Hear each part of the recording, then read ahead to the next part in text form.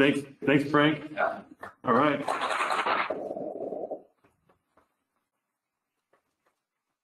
Our next speakers are David Spiegelberg from the Regional Tourism Specialist with Travel Wisconsin and Cassie Mordini from Community Development and Communication Specialist from Outdoor Recreation. And I hope that they are here. Oh, yes. Sorry, I'm looking out there. You're already wonderful. Thank you. And welcome. And recreation is a huge component, and we're excited to have you here to talk more about it. Okay, starting. Yeah, thank you, Tom. Let's see, Cassie, do I want to put this here? So this is the first time that Cassie and I have tag teamed. So Cassie, I give you permission to elbow me if I monopolize or talk over you, or just give me a kick. All good. So thank you for having us today.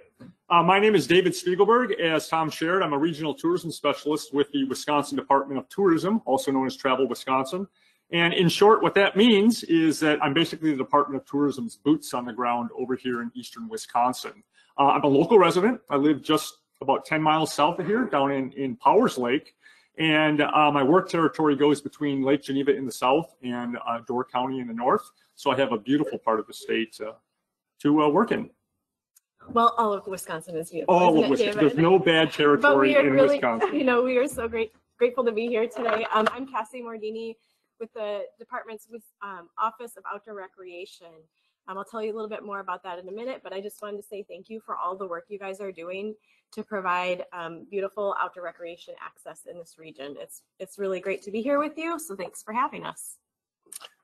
All right. So before we dive in here, here's a quick look at the agenda. We'll cover what Travel Wisconsin, the Wisconsin Department of Tourism, is all about. What is the Office of Outdoor Recreation, and then discuss the economic impacts and some participation trends in outdoor recreation. So Travel Wisconsin, we are also known as the Wisconsin Department of Tourism, is a cabinet level agency headquartered in Madison.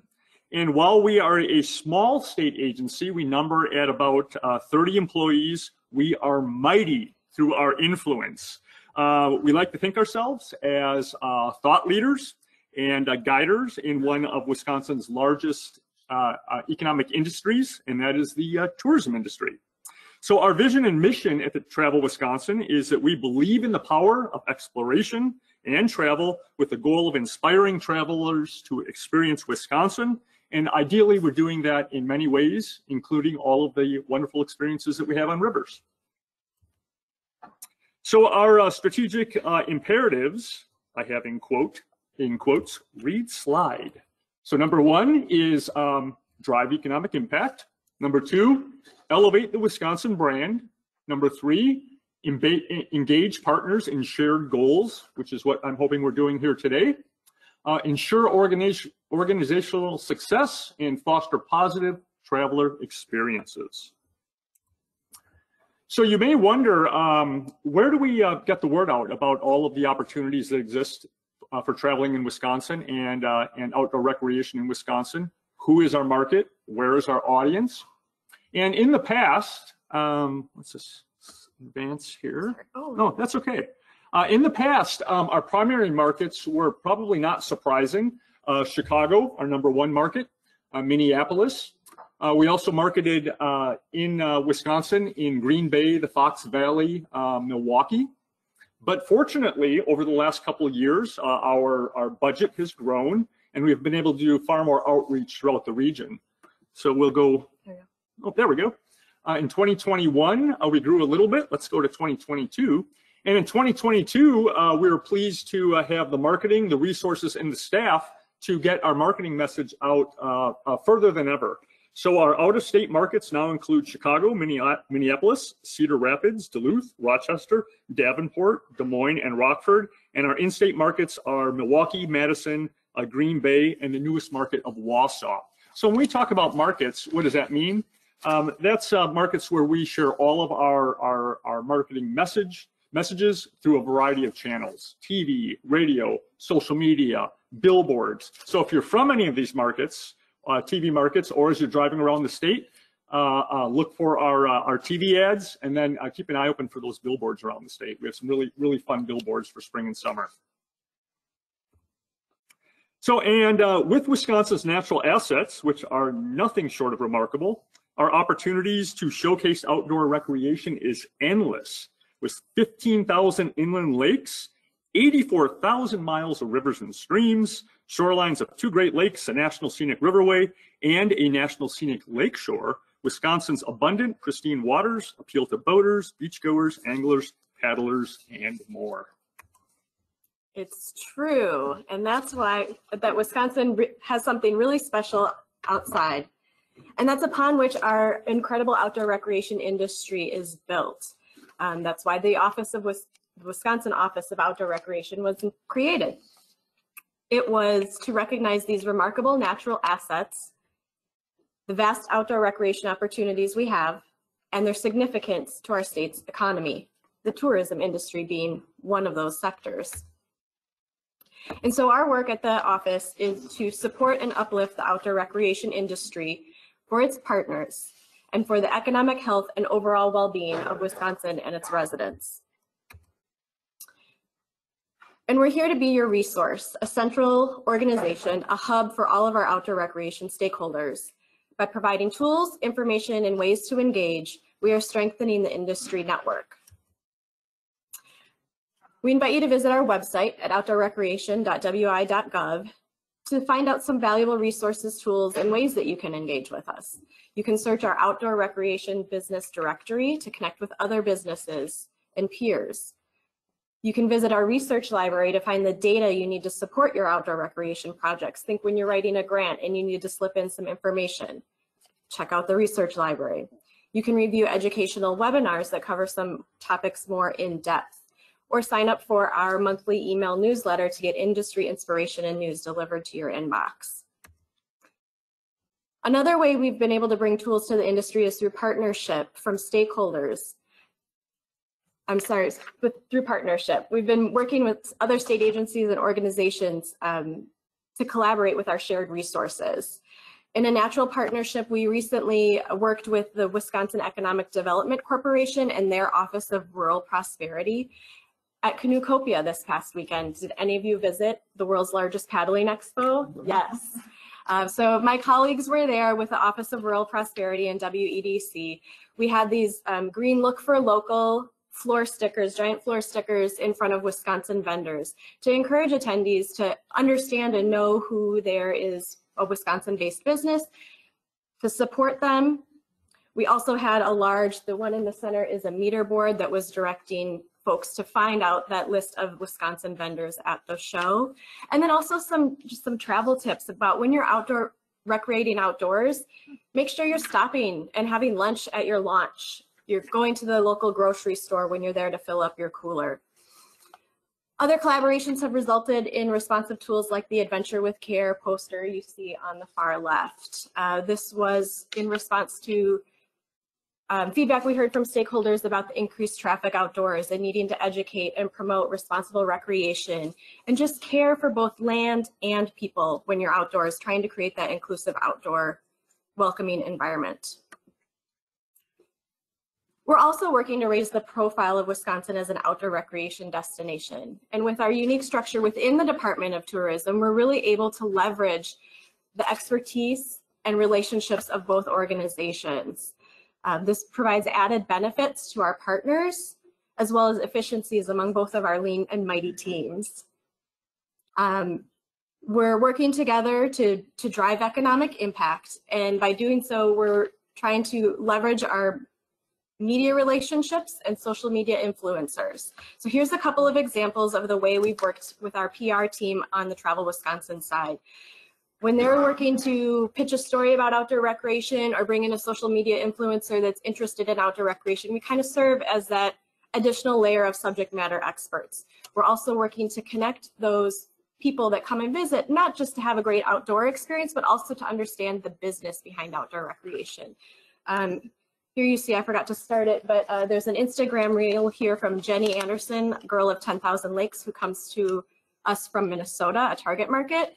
We found her because of her angling content. She's a big angler. But as you see, she travels with her whole family and does the full experience and shares it with her avid angling fans and just fans in general. We set her up with a muskie fishing guide and a tour of the St. Croix Rod factory in Park Falls to show that Wisconsin's not just one of the best places in the world for muskie fishing, but we make the poles too. Jenny returned a year later for another trip and she went fishing on the Mississippi River. We made sure she had a St. Croix rod in her hand. And she also wore her DSG outerwear, which is an apparel company based in Madison that caters to women. They have a whole line of fishing apparel. And she called that stuff out on her blog. Oops. Pardon me for the early click there, but there are a couple other examples here of the ways that we've worked with our partners at Travel Wisconsin. And then transitioning to the economic impacts. I think that's what you really wanted to hear today. Our work is to strengthen the industry network and raise the profile. So as part of that, let's see what that means. In Wisconsin, outdoor recreation is a major driver of the economy alongside the tourism industry. 7.8 billion is generated for the state's gross domestic product from tourism. So that's like 1 out of every $40 is generated from outdoor recreation. It supports approximately 90,000 jobs, and 8,000 of those come from manufacturing. Wisconsin ranks 5th in the nation for our share of all jobs that are in outdoor recreation related manufacturing. And those jobs are, as you can see from the map, all across the state in communities both urban and rural. And those communities offer countless opportunities for employees to experience the outdoors, connect with their passions, and then bring that right back to work. And as we know then, outdoor recreation is attraction, not just for visitors, but also for workforce. Attraction, retention, vacation home purchases, business relocation, home relocation.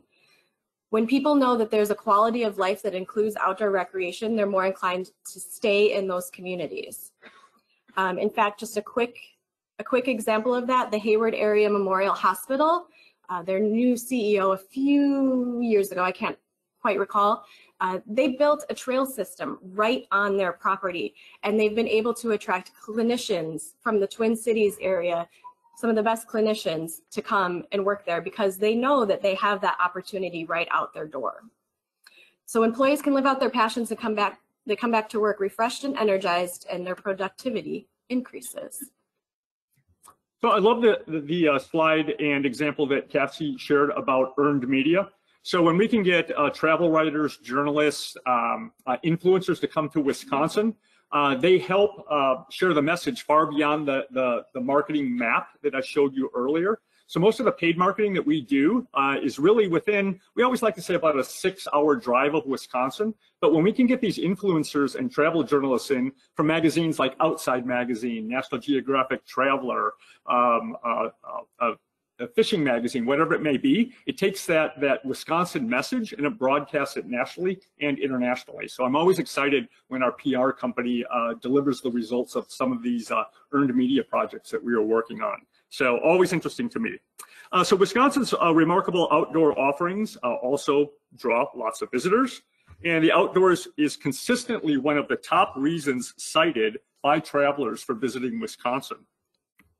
And we know that when people travel and recreate, the dollars grow. So if you take a look at this image and imagine the family vacationing depicted here, you could see an ecosystem of the dollars that contribute to the overall economic impact of just one family's outdoor experience. From the gear that they used, which was designed and manufactured here in Wisconsin, to the retailers that sold the gear to them, to the local farmers and grocery stores that helped stock their cooler, to the parks and trail jobs that support their activities. There are so many ways that our economy benefits. And we know that many visitors build outdoor recreation into a part of their larger itinerary, which includes overnight stays and other activities. And in Wisconsin, we all know that we love to enjoy a fresh meal or a craft beer trailside or riverside. Or on a great day for adventure. And this spending translates into economic impact in communities where outdoor recreation offerings and events are present. So we tried to come up with an example specific example, oops, I advanced it too quickly. We tried to come up with a specific example of how outdoor recreation travel show an economic impact for a specific area. And one example that we came up with was the Kickapoo Water Trail, and this is over in the Driftless area, as all of you know. So a case study on the river trail done about 20 years ago showed that the system attracted more than 16,000 paddlers per year and generated over $1.2 million in visitor spending. And knowing that visitation has increased over the years and take inflation and other factors into consideration, we know that these figures are much higher today. And then also, when it comes to fishing, which is another popular outdoor-based activity, thanks to our pristine waters here in Wisconsin, anglers spend a whopping $1.5 billion here buying gear, bait, licenses, gas, lodging, or securing the services of local guides and charters. Paddling contributes to the Wisconsin economy. Visitor spending is just one of the ways outdoor recreation provides economic impact to communities. Did you know that Wisconsin is home to the world's largest manufacturer of canoe and kayak paddles? Bending Branches and Aquabound are located in Osceola, Wisconsin. In fact, there are several manufacturers of fishing gear and equipment that are also located in Wisconsin. I mentioned St. Croix Rod earlier, known as the best rods on earth. They're the largest handcrafter of fishing rods in the country. Each rod from its factory in Park Falls passes through 32 pairs of hands. And in Anago, we make the world's #1 fishing lure, MEPS. And in Gillette, Miracraft makes high-performance fishing boats. And there are many more, including the headquarters of Johnson Outdoors in Racine, whose suite of outdoor brands include fishing brands like Humminbird, Minn Kota, Cannon, as well as their Old Town and Ocean kayaks. Manufacturing and business activity is a key factor in calculating the state's gross domestic product. And Wisconsin's outdoor recreation industry contributes that $7.8 billion. Of that $7.8 billion, there's a subcategory of canoeing and kayaking, which contributes $17.5 million toward that figure. And then in 2020, as we witnessed demand for outdoor recreation in the gear skyrocket, that contribution from canoeing and kayaking increased 28.5%. That makes sense. It's just showing that during the pandemic, essentially when everyone went outside, there was this huge increase that we saw of demand for places to go and the gear to do those things. And it showed in our economic figures. So some participation trends. What did we see over the last few years? Nationally, in 2020, 7 million more Americans spent time outside. You can see participation increased in these water-based sports significantly, 14% in kayaking. In Wisconsin, growth in outdoor rec, we experienced the same thing. These figures are from the Wisconsin DNR, who thankfully shared these with us. The green bars, you see the 2019 numbers for these various activities, and then the teal bars on top are the growth that was experienced in 2020. State park passes, for one, were up 42%, with non-resident passes being up 142%. And then just to show that that trend is still continuing through 2021, DNR recently shared with us their state park visitation. And you can see it is still climbing. They say it takes 6 weeks to form a new habit. Well, we've been doing this for, what, 2.5 years already? People have invested time and money in the gear to be outside, and we suspect that they will continue doing so if we have a place to engage them. So the pandemic did have a silver lining. So some additional travel insights from our researcher, Longwoods International, shows that outdoor recreation as the main reason for travel is trending higher in Wisconsin than the national average. So the second set of bars here from the top shows the outdoors, shows that the outdoors are the main purpose for leisure traveler for 9% of trips in the US. Well, in Wisconsin, it accounts for 15%. So we are significantly above the national average. So at Travel Wisconsin, our advertising is leaning heavily and deeply into outdoor recreation just to keep our travelers inspired and hopefully continuing to inspire people to discover the outdoors. So the work that we're doing and the work of the Office of Outdoor Recreation is supporting the outdoor industry partners to raise the profile of the state as an outdoor recreational destination for both travelers and residents. So in closing, let's stay connected. Here's my contact information. Here's Cassie's contact information. Please feel free to engage us after the presentation if you have any additional questions, or reach out to us through our websites or through our email addresses. Absolutely. Thanks so much for having us. You can email us, check out our websites, and thank you again for all the work you're doing here. It's really wonderful to hear about the projects. Thank you for having us.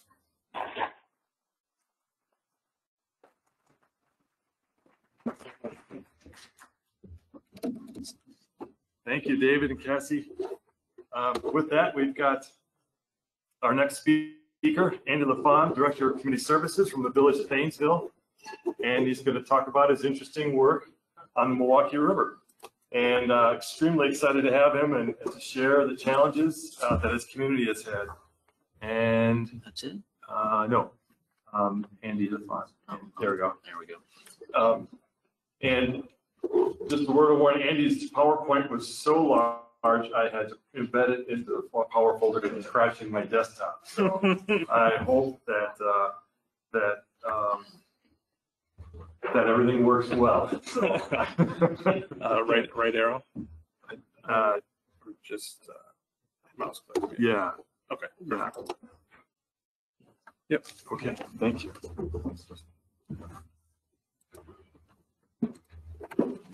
Good morning, and thank you for the invite. The truth is, I was in my office one day. I looked out the window and saw Tom and Dale and Will Morrison from the DNR out in Village Park, and I took the opportunity to run out there and escape my office, one, and two, bend their ear for a half hour about all of the great projects that have happened in Thiensville for the last 20 years. So the next day I got an email and said, hey, all those things you said, do you want to come say them in a room full of people? And I said, sure. So here I am. No, I'm excited. So the village of Thiensville is just over a square mile. We're in Ozaukee County, in the center of the city of Mequon. It makes us somewhat unique that we're entirely surrounded by a city. We have a population of 3,200. And we share a school district and library with the city of Mequon. Thiensville, like many other historic communities, was established along a river for the resources and natural beauty it provided. Thiensville is located at the confluence, accidental click, of the Milwaukee River and Pigeon Creek. You can sort of see in this photo. And with confluences and rivers come challenges with flooding, historic structures, environmental concerns, economic challenges, in our case, a failing dam. The Milwaukee River borders the entire south and west of the village, and Pigeon Creek runs right through the heart. And they meet each other at the center of our historic business district.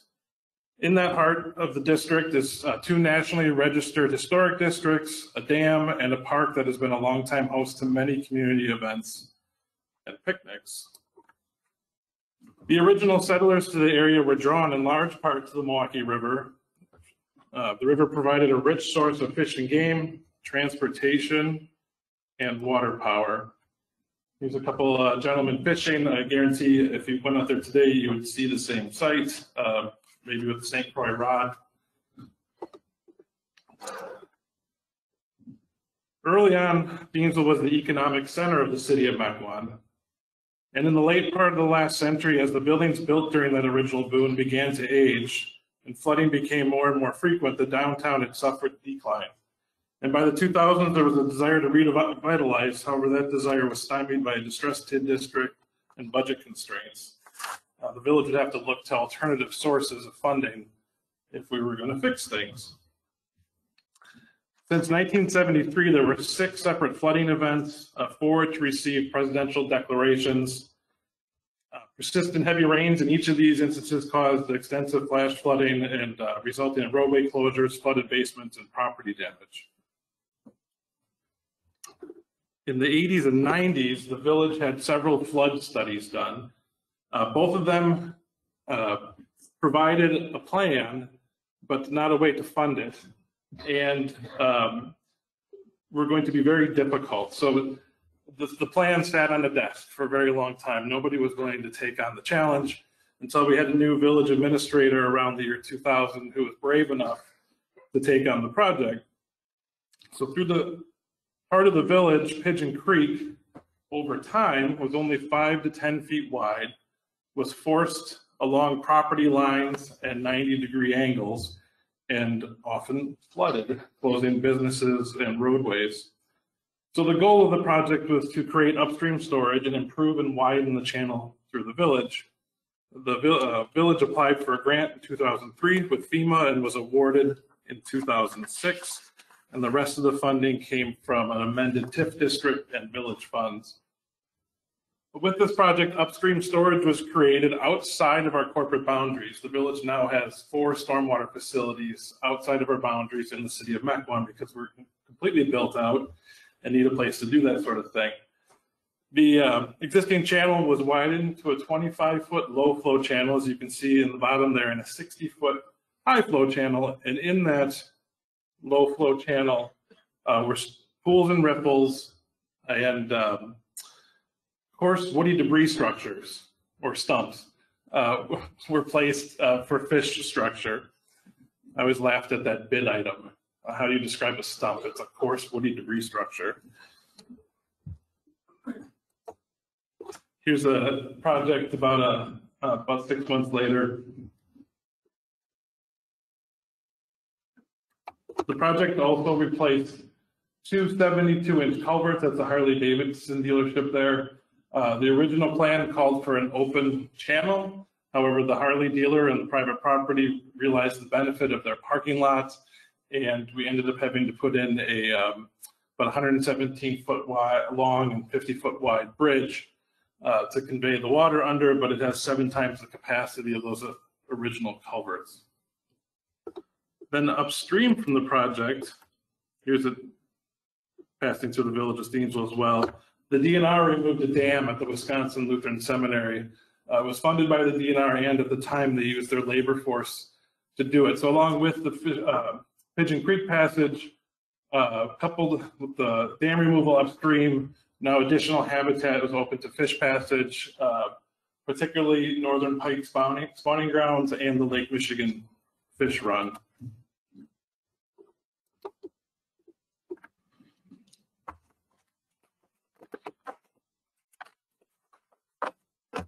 The Pigeon Creek project cost about $6 million. For reference, that's 3 times the village's annual budget. In all, there was 1,700 feet of stream restoration and 58 acre-feet of flood storage created. The project lowered the Pigeon Creek floodplain in the downtown by 18 inches, opening up much more land for redevelopment. And since then, knock on wood, the village has not had any road or business closures due to flooding since the completion of the project. As the flood control was completed, the village was able to move on to projects like amenities within the downtown business district, pedestrian bridges, pocket parks, trail connections, a river walk, and all of these were funded by stewardship grants, community organizations, and private donors.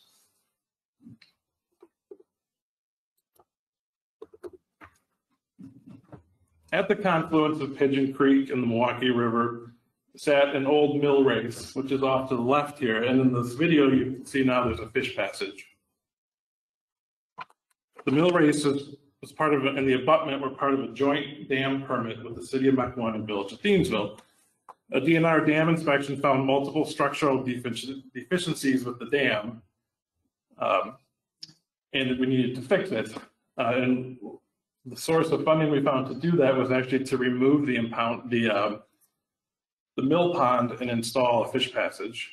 The fish passage program from Wisconsinite County partnered with the city of Mequon and the village of Thiensville, the WDNR and U.S. Fish and Wildlife Service to construct about an 1,100-foot long fishway around the dam. The fish enter at the bottom, pass along a series of in this case, this version of the fishway, weirs and pools and exits along the top. The fishway design, again, had pools and weirs controlled by sluice gates. The fish swim along the 1,100 feet. And since the fishway has been open, a documented 37 species of fish have passed through. Another benefit, so upstream was a 70-acre impoundment with high property values, a history of recreation, water skiing, boating. It was probably going to be an insurmountable challenge to remove the dam. So the fish passage accomplished the goals with the fish, but then the dam still needed repair. And as part of the fish passage, we needed to be able to accurately predict the flows. So within the grant was money to shore up the dam, repair some water that was short-circuiting underneath and around it, and to place the 18 to 36-inch riprap at the base of the dam. If you're familiar with a low-head dam, their nickname is the killing machine. You get the boil at the bottom. And the concern was that juvenile fish washing over the dam could be injured or die in that boil. And it was twofold for us. There had been a couple of drownings at the dam because of the boil. So adding the 18 to 36-inch riprap prevented that boil. And shortly after this was completed, a gentleman who couldn't start his boat motor found himself somehow over the buoy line and washed over the dam. And while I'm sure it hurt, he survived. So there was added benefits to the project, not greater than just the fish. So here's an aerial photo of the fishway. We had some unique challenges constructing, mostly with property owners. It had previously flowed out this way, and there was an old mill building. And not until we started construction did we realize that there was a deed restriction that we were required to keep water flowing underneath that building. So we actually had to build a pool all the way up on the top right, where we, you can't see it, there's a stormwater drain underneath, or we pull water from the top pool to supply the pond by that mill building. You also notice the top pool is somewhat interesting looking, probably larger than it needs to be. It's a fish sorting facility, but also the property owner at the time hired a real estate lawyer and wanted to make sure they still had waterfront property. So in the end, rather than fighting it, it was easier just to haul out another truck full of dirt and extend the pool.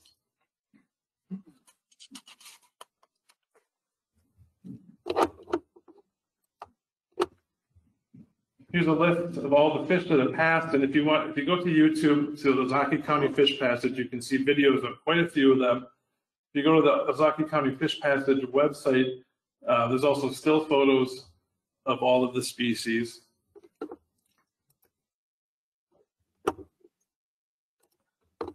And you're able to go online and watch the camera live. It's not in yet for the season, but you can go to YouTube and get your fix now to see some of the fish that have passed through. The village and U.S. Fish and Wildlife worked on the camera, and some of the immediate benefits is we had pit tag readers put in, but for the politicians, the local politicians that had to put money into this project, it was instant verification that their money worked. Without the camera, we would have been waiting years for additional fish studies and surveys and say, well, it appears there's more fish, it looks like it probably worked. But this is visual evidence that the fishway is working. I worked pretty closely with the installation of the camera and building out the technology to do it. And the first day when I turned it on and I saw a steelhead swimming in the camera, I actually didn't believe it. I thought for sure somebody was holding a fish and messing with us. So I actually got in my truck and drove down there to make sure nobody was holding a fish in front of the camera. But no, it was actually working. But as the 10 years went by with the fish passage, we realized that there could be improvements. We were experiencing erosion issues, yearly maintenance issues, and I don't know if you've heard of the sturgeon release program. but we're expecting the sturgeon to come back soon. They're already starting to come up the Milwaukee River. So the Fish Passage, Ozaki Fish Passage Department secured funding to remodel the fishway. So staying on top of things, being willing to tear apart what we built 10 years ago and redo it with the lessons learned. We went away from the weir structure, and now there's more of a flat riffle, getting ready for wide-bodied fish. And the majority of the fishway is now stone. Previously, when we built it, it was a lot of soils, and we were depending at the weirs that live stakes and willows were going to hold it together, and they just didn't in the end. It's under construction here. There's through electrofishing, the DNR had a sturgeon down in Milwaukee, I think last year, the year before. So we're getting ready for the return. The other interesting part about this project is it's very difficult to come up with bid items to bid a project like this, especially a redo of an existing thing. So through meeting with the county, it was decided to use county labor to do the work, which, because we were really afraid there was, with a private contract, with a for-profit contractor, that there could be costly change orders. And they did a fantastic job, and there was no change orders. So once we had the fishway done, adjacent to the fishway is Thiensville Village Park, a park that's been there for over 120 years.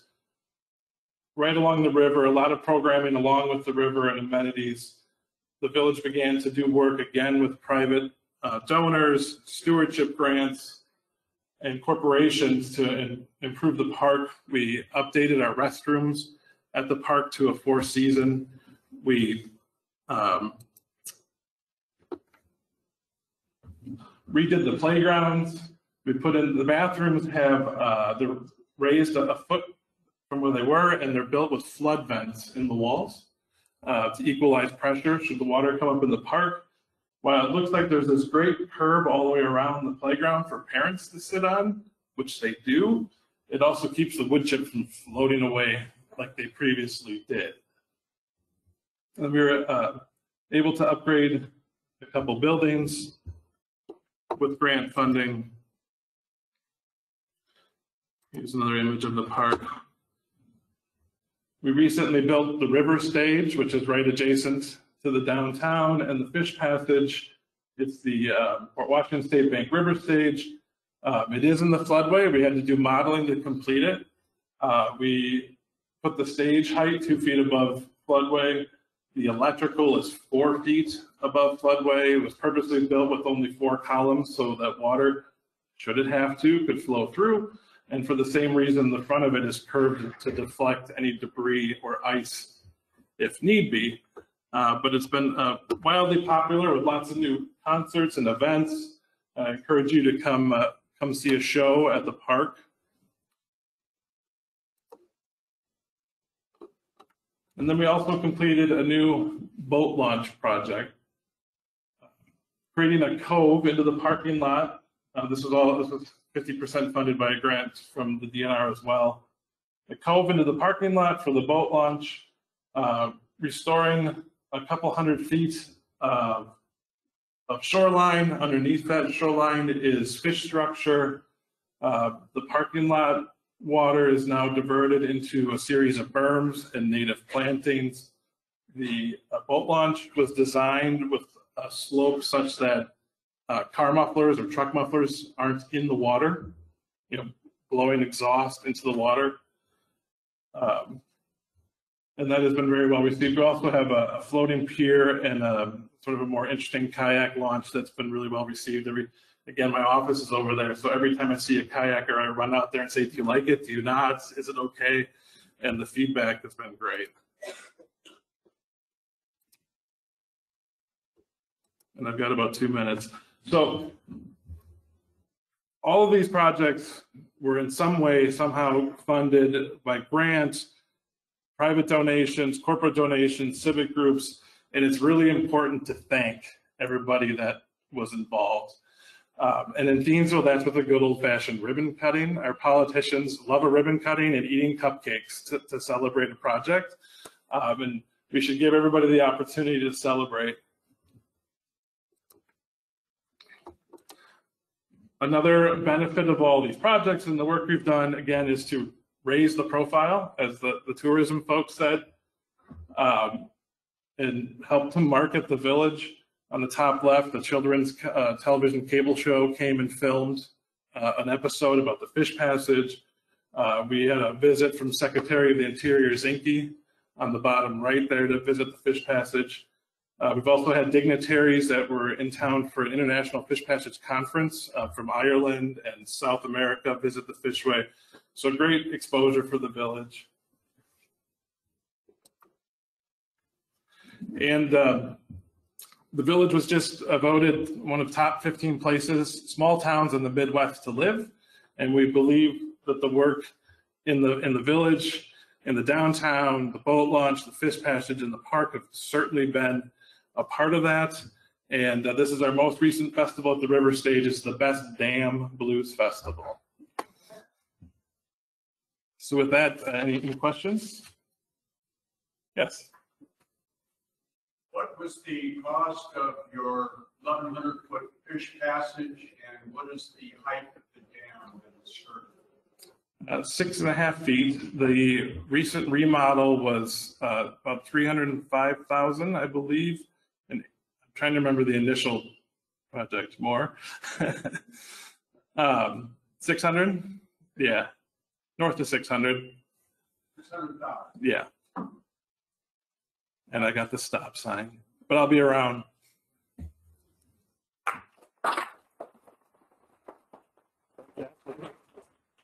Thanks so much.